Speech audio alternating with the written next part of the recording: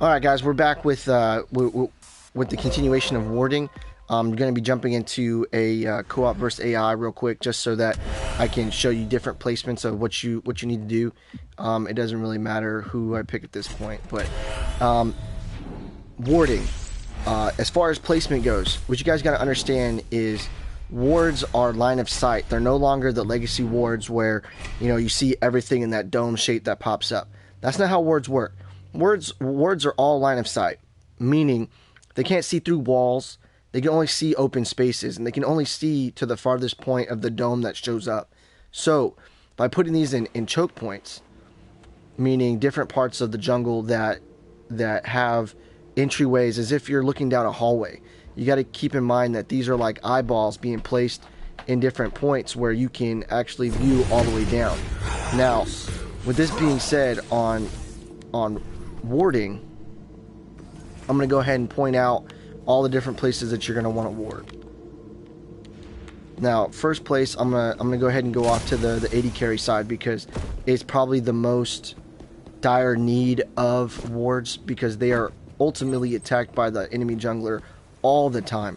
And when they get placed or put back in CS and experience, it really hurts them.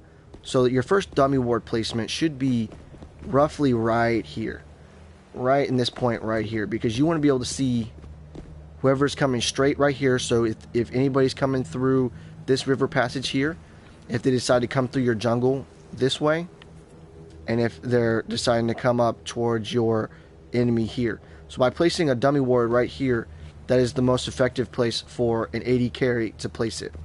Now, the second ward that needs to be placed here in order to give a lot of experience or a lot of vision is right here, because by putting it here in the river, you see almost all the way down the river. So as they're running up, and you're going to see this little location right here, so them coming in from their side of the jungle and coming to this fog wall.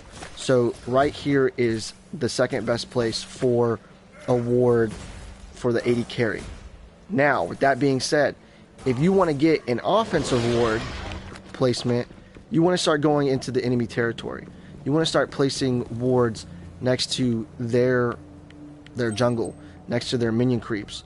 So placing a ward right here, you can now see right here them running in and out, going towards the lane, which will protect you from ganks closer to their side of the jungle.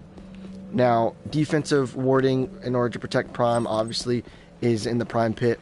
But if you run down here towards the mid lane, a really good place to place a ward is right where I'm standing, because not only can you see the river, but you can see the entrance to your mid lane from your side of the jungle.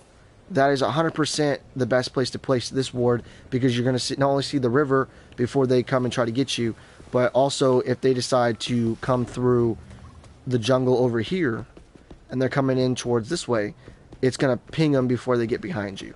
Now, the other side that you want to get to is behind you right here. So a lot of times they'll run through the raptor pit and they'll pick you. So running through here and being there is by far the second place that mid has to be aware of. Another place that mid needs to be aware of is this entrance to the mid when they're pushing past river, which is 100% one of the best places that needs to happen. So that side of the river, that side of the river, and back behind there. Now, if I go over into the off lane's a little bit different, because there's only really this entrance right here, and then from right there.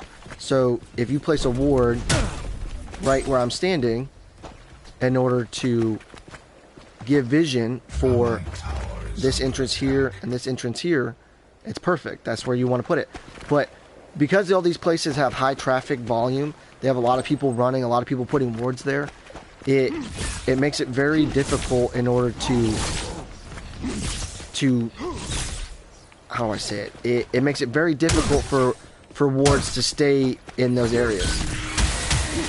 So because of that, they have a tendency to be killed very easily. So you have to constantly be putting wards there. Just because you put one ward down doesn't mean that it's a-okay, that it's good to go. By effectively looking at your timer. So right now, 121 seconds.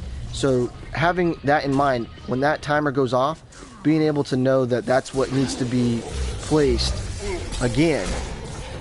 Placing another ward. 108 seconds. So now I got to, in my mind, at 108 seconds, I'm going to place another one. I'm going to place it here. I'm going to place it in those other spots that I showed you. Always having updated wards is what's going to keep your teammates safe. It's going to give you opportunities to gank people. That's all I really got for you guys today.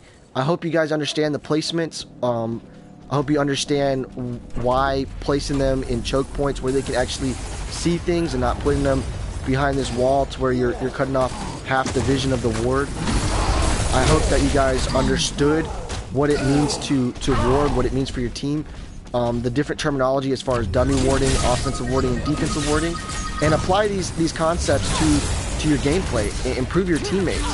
If you're running 5 stacks and you guys are able to really understand what you guys are doing and apply the vision to you guys' strategy, you guys are going to be 100% better than you were yesterday, and you're going to keep improving and improving and improving. That's all I got for you today. If you liked the video, please hit that like button. Please hit the subscribe. It helps the content get out there, and it shows me that I'm doing content that's really helping you guys, and it's really giving you guys the edge in future competitions. If you guys have things to say, please put in the comment section what you thought of the video, what I could do better, what I could do to improve. I'm always trying to bring you guys better and better content. If I'm not improving, you guys aren't improving, and that's what this channel is all about. It's all about making the Paragon community better. That's all I got.